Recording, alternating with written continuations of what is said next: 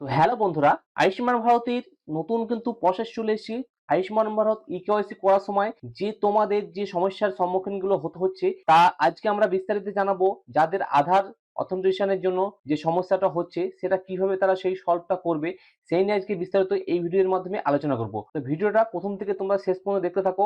আর আমাদের চ্যানেলে নতুন দর্শক হয়ে থাকলে চ্যানেলটিকে সাবস্ক্রাইব করতে ভুলবে না এবং ভিডিও যদি ভালো লাগে একটা লাইক করে দেবে এবং বন্ধুদের সঙ্গে শেয়ার করে তাদেরকে দেখারও সুযোগ করে দেবে। কেননা এই ভিডিওটা এত ইম্পর্টেন্ট যে আয়ুষ্মান ভারতে ইকেওয়াইসি করতে যে সমস্যার সম্মুখীন হতে হচ্ছে, এত এত কমেন্ট আসছে, সেই কমেন্টের উত্তর দিতে পারছি না আমরা। তা সেই জন্য ভিডিওটা করা যে কিভাবে তোমরা দেখে নেবে যে তোমার ইকেওয়াইসি রয়েছে বা ইকেওয়াইসি করতে হবে বা ইকেওয়াইসি কেন হচ্ছে না, যে আধার অথেন্টিকেশনটা দেখাচ্ছে তারপরে ইকেওয়াইসি করতে হবে কি করতে হবে না সেই নিয়ে পুরোটা আলোচনা। তো চলো কম্পিউটার স্ক্রিনে চলে আসি। তা সবার প্রথমে তোমাদেরকে যেভাবে তোমরা ইকেওয়াইসিটা করো সেভাবে তোমাদেরকে সার্চ করে নিতে হবে। প্রথমে সার্চ করে নেবে। আমি ফ্যামিলি আইডি দিয়ে প্রথমে সার্চ করছি আজকে। তো ফ্যামিলি আইডিটা এখানে বসিয়ে দিবে, বসিয়ে দেওয়ার পর ক্যাপচা কোডটা বসিয়ে দিবে। তো ক্যাপচা কোডটা বসিয়ে দেওয়ার সার্চে ক্লিক করবে। তা সার্চে ক্লিক করলে এখানে দেখবে সবকিছু, এখানে দেখবে সমস্ত ডিটেলস গুলো কিন্তু চলে এসছে।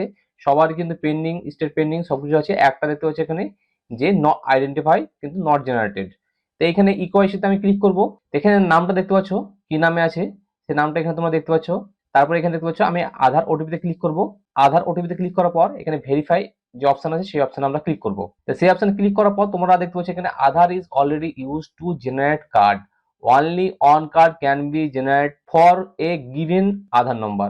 মানে একটা আধার কার্ড দিয়ে আপনি একটাই কার্ড বানাতে পারবেন, দ্বিতীয় কিন্তু কোনো কার্ড তৈরি হবে না। তাই বলছে অনলি অন কার্ড জেনারেটেড, মানে একটা আধার দিয়ে আপনারা একটা কার্ড বানাতে পারবে।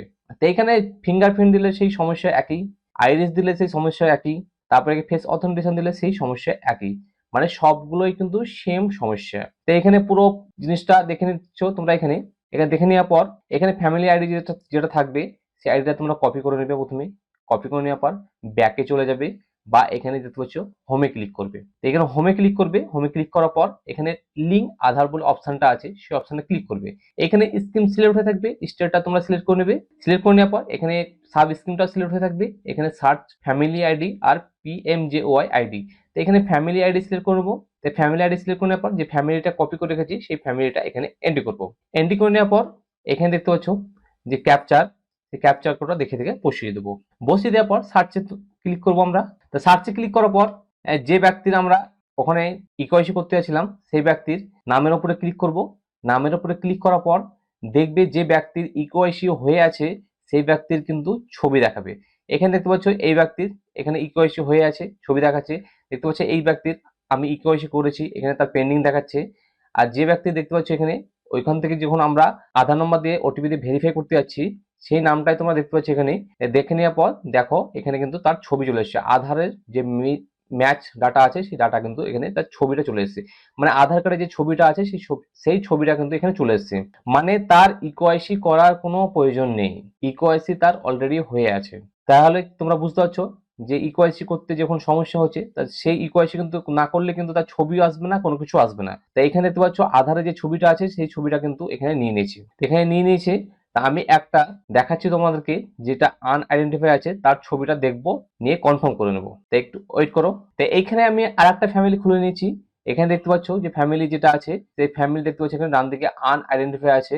এই আনআইডেন্টিফাই ক্লিক করার পর তো ইকেওয়াইসি করা যাবে। তাই এখানে আনআইডেন্টিফাই আছে।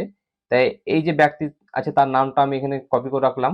নামটা কপি করে রাখার পর এখানে তার ফ্যামিলি আইডিটাও কপি করে নিলাম এখানে, শুধু তোমাদেরকে দেখাবো বলে। এখানে 8 জন ফ্যামিলি মেম্বার আছে, তার মধ্যে এখানে 2 জন আনআইডেন্টিফাই আছে। তো এখানে নাম দুটো আমি একটু হাইড করে রাখছি সিকিউরিটি পারপাস।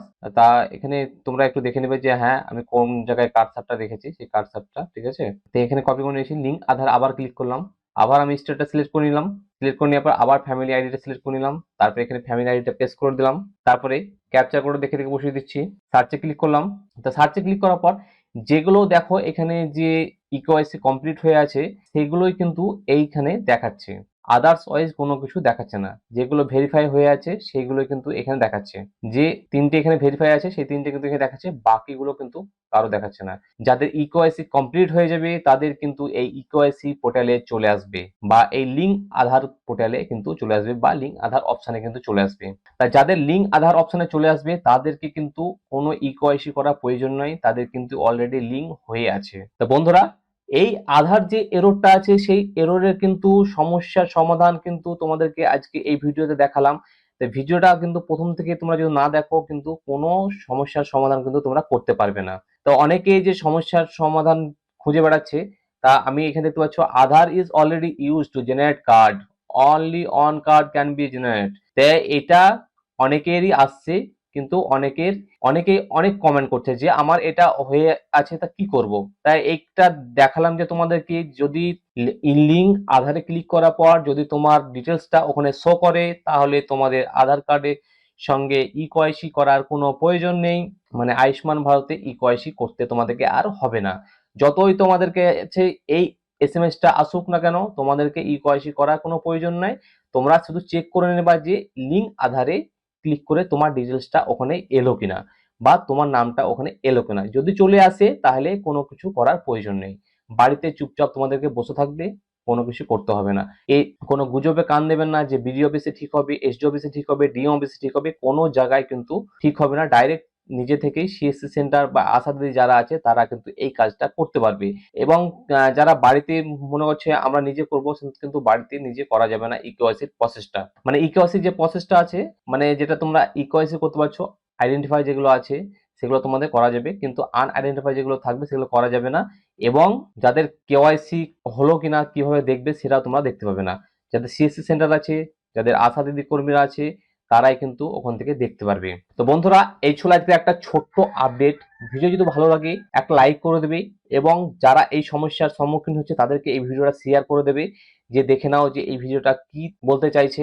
সেটা তোমরা দেখে তোমাদের যে কার্ডে যে সমস্যাটা সমাধানটা করে নাও, এবং প্রচুর প্রচুর ভিডিওটা শেয়ার করবে, যাতে আরো লোক দেখে নিজের সমাধানটা করে নিতে পারবে। তো চ্যানেলে যদি নতুন দর্শক হয়ে থাকো তাই চ্যানেলটিকে সাবস্ক্রাইব করতে ভুলবে না, এবং পাশে থাকা বেল আইকনটি বাজিয়ে নোটিফিকেশন অল অপশনটি অন করতে ভুলবে না। তো দেখা হচ্ছে পরবর্তী নতুন একটা আপডেট নিয়ে। আর যদি কোনো জানার বিষয় থাকে আমাদের যে কমেন্ট সেকশন আছে সেই সেকশনে তোমরা কমেন্ট করবে, অতি অবশ্যই উত্তর দেওয়ার চেষ্টা করব। Thank you for watching.